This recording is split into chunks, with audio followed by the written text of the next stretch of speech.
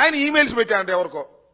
దానికంట నారా లోకేష్ గారు పెద్దిరెడ్డి గారు పెట్టించాడు అనేటువంటి పరిస్థితి దిగజారిపోయి మాట్లాడేటువంటి పరిస్థితి దిగజారిపోయాడు. అంటే ఏమి లేదు, గుడ్డగాల్చి మొఖాన్ని వేసేద్దాం. ఇవాళ సింగపూర్ వెళ్ళి ఏమీ తీసుకురాలేకపోయాం, అది చెప్పినా కూడా ఉపయోగం లేదు కాబట్టి ఏదో కథల్ని చెప్పాలి అనేటువంటి ప్రయత్నం ఇవాళ నారా లోకేష్ గారు పాపం చెప్పేటటువంటి ప్రయత్నం చేస్తున్నారు. ఇది ఒకసారి చెప్పమని అడుగుతా ఉన్నా. నారా లోకేష్ గారు, ఈ మురళీకృష్ణ చౌదరి గారు ఎవరు? మాకేమి సంబంధం? పెద్దిరెడ్డి గారికి ఏమి సంబంధం? పెద్దిరెడ్డి గారి మీద పడేటువంటి కార్యక్రమాలు ఎందుకు చేస్తున్నారు అనే విషయాల్ని దయచేసి నారా లోకేష్ గారు సెలవిస్తే బాగుంటుంది. సెలవేయకపోతే మీ కుట్రలు కుతంత్రాలు మీ బురదల్లే కార్యక్రమాలు ప్రజలు చాలా క్లియర్ గా అర్థం చేసుకుంటారని కూడా ఈ సందర్భంగా చెప్తారు. ఆయన చాలా పెట్టే ట్వీట్లు, ఒకటి కాదు రెండు కాదు, మీరు ఒకసారి వెళ్ళి చూడండి. ఈ ప్రభుత్వం అంత దౌర్భాగ్యమైన ప్రభుత్వం లేదని, తనకు అన్యాయం చేసిందని ఆయన ట్వీట్లు పెట్టినటువంటి సందర్భాలు. ఆయన ప్రాపర్టీ ఇది చిలుకూరుపేటలో, దీన్ని కాజేయడానికి ప్రయత్నం చేశారంట అక్కడ లోకల్ గా ఉన్నటువంటి తెలుగుదేశం ఎమ్మెల్యే గారు. అందువల్ల ఆయన కడుపు మండి ఈ కార్యక్రమాలన్నీ చేస్తున్నాడు. ఇష్టం వచ్చినట్టుగా ఆయన విమర్శ చేస్తున్నాడు తెలుగుదేశం పార్టీని. ఆయన తీసుకొచ్చి మాకంటగట్టి ఇదేదో పెద్దిరెడ్డి గారు చేశారనేటువంటి కార్యక్రమాలు చేస్తున్నాడు. అంతేకాదు, పెద్దిరెడ్డి గారి మీద చాలా కక్ష పెట్టినట్టున్నారు. నిన్న కూడా చెప్పారు కదా, పెద్దిరెడ్డి గారు కాలేజీలో చదువుకునేటప్పుడంట ఘర్షణ అయితే చంద్రబాబు నాయుడు గారిని చెప్పుతో కొట్టాడంట. ఆయన ఎక్కడ చెప్పుతో కొట్టాడు, మేమే కొట్టామని కొంతమంది ముందుకు చెబుతున్నారు. మొన్న నిన్నే మళ్ళీ తవ్వుకునే కార్యక్రమం చేస్తున్నారు సినిమాలో చెప్పినట్టుగా. ఆయన మీద ఇవాళ ఇష్టం వచ్చినట్టుగా మాట్లాడేటువంటి కార్యక్రమం చేస్తున్నారు. ఈ ఆదాన్ డిస్టిలరీస్ నుంచి పెద్దిరెడ్డి గారికి 5 కోట్ల రూపాయలు జమ అయిందట. పెద్దిరెడ్డి గారి కంపెనీకి, పిఎల్ఆర్ కంపెనీకి.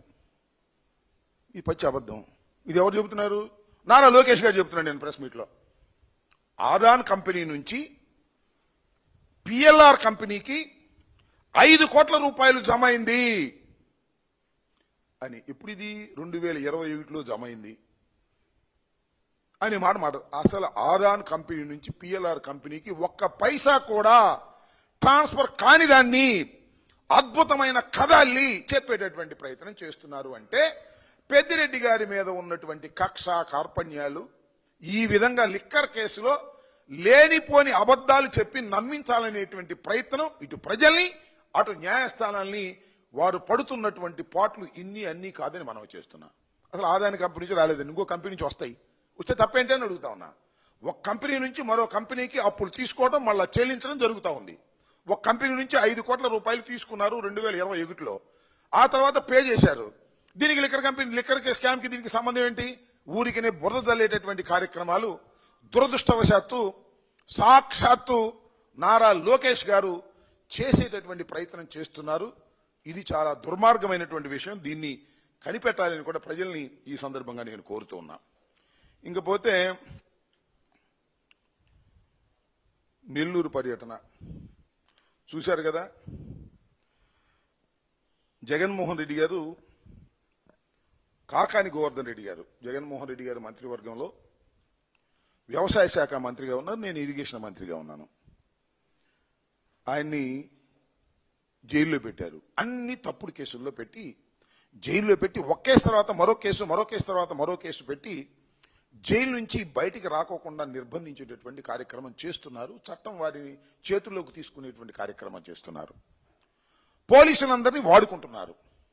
సరే చూద్దాం దీని వ్యవహారం ఎంతవరకు వెళుతుందో, ఎంతవరకు న్యాయస్థానంలో దీన్ని నిరూపించగలుగుతారో భవిష్యత్తు ఖచ్చితంగా క్లియర్గా అర్థమైపోతుంది. కానీ ఇక్కడ నేను చెప్పదలుచుకుంది ఏంటంటే, జగన్మోహన్ రెడ్డి గారు పరామర్శకు వెళ్ళారు. పరామర్శకు వెళితే ఏంటంటే మీరు చేసింది నాకు అర్థం కాలేదు. ఏం జరిగింది? నేను నెల్లూరులో పరామర్శకు ఆయన్ని చూడటానికి జైలు దగ్గరికి వెళ్ళారు. ఆ తర్వాత నల్లపరెడ్డి వారి ఇంటి మీద దాడి జరిగితే వారిని పరామర్శించడానికి వారింటికి వెళ్ళారు. ఈ రెండూ కూడా పరామర్శకు సంబంధించినటువంటి అంశాలు. నేను తెలియగలుగుతానండి, జైలు చుట్టూరా పెద్ద బ్యారికేడ్స్ పెట్టారండి, పెద్ద పెద్ద గుంటలు తవ్వారండి. జగన్మోహన్ రెడ్డి గారు దేనికి వెళ్ళారనుకుంటారా? నాకు అర్థం కాలేదు. చంద్రబాబు నాయుడు గారు, లోకేష్ గారు, జగన్మోహన్ రెడ్డి గారు హెలికాప్టర్ వేసుకు వెళ్ళి అక్కడ దిగి జైలు గోడలు బద్దలు కొట్టి కాకాని గోవర్ధన్ రెడ్డి గారిని హెలికాప్టర్లో ఎక్కించుకుని మనం తిరిగి రావడానికి వెళ్ళాలనుకుంటున్నారా? నాకు అర్థం కదా.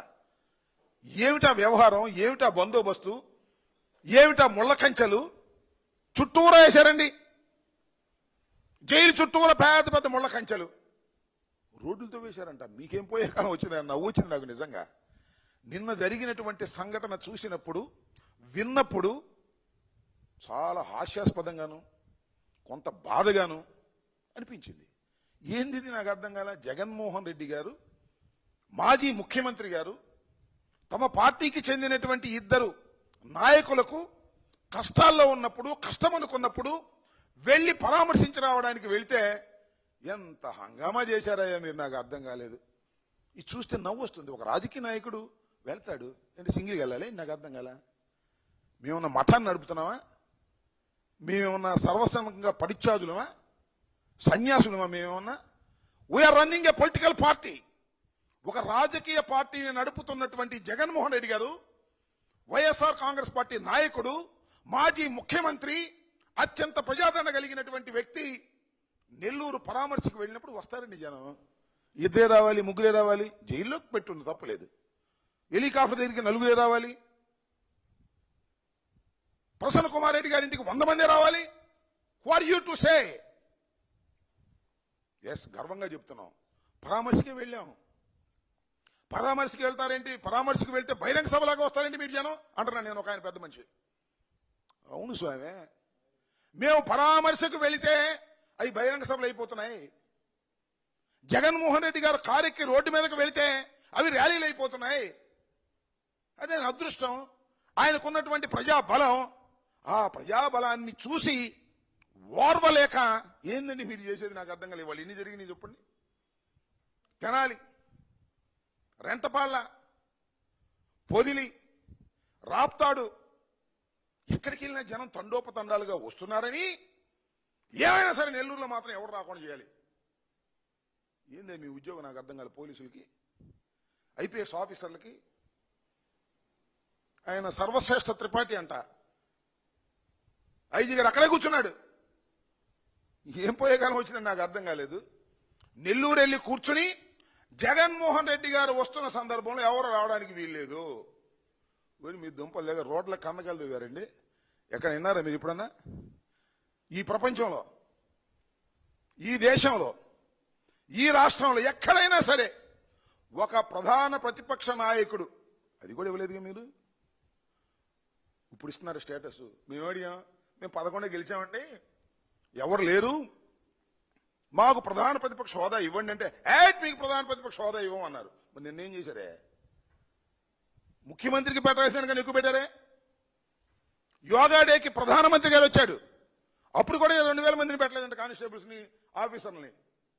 కానీ జగన్మోహన్ రెడ్డి గారు after all Pulivendula MLA, after all 11 మంది శాసనసభ్యులు ఉన్నవాడు, ప్రధాన ప్రతిపక్ష హోదా పొందలేని వాడు, ఆయన వెళ్తుంటే ఎందుకు మీకు అంతా వణుకు? ఎందుకు 2000 మందిని పెట్టారు? ఎందుకు కందకాలు తవ్వారు? ఎందుకు బారికేట్లు పెట్టారు? ఎందుకు ముళ్ళ కంచెలు వేశారు? చూశారుగా మీరు ముళ్ళ కంచెలు, పెద్ద పెద్ద ముళ్ళ కంచెలు టీవీలో చూపించారుగా. లాఠీ చార్జీలు చేశారు.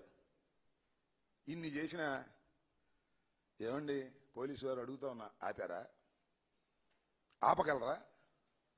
జగన్మోహన్ రెడ్డి గారు వస్తుంటే పిలిచినా పిలవకపోయినా జనం వస్తారు, ఆయన కలుసుకుంటారు.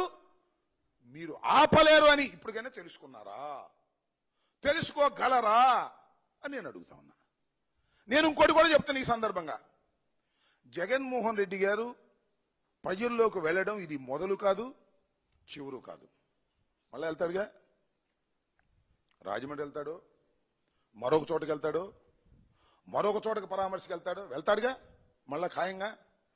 నేను చెప్తున్నా డీజీపీ హరీష్ కుమార్ గుప్తా గారికి, నేను చెప్తున్నా ఐజీ సర్వశ్రేష్ఠ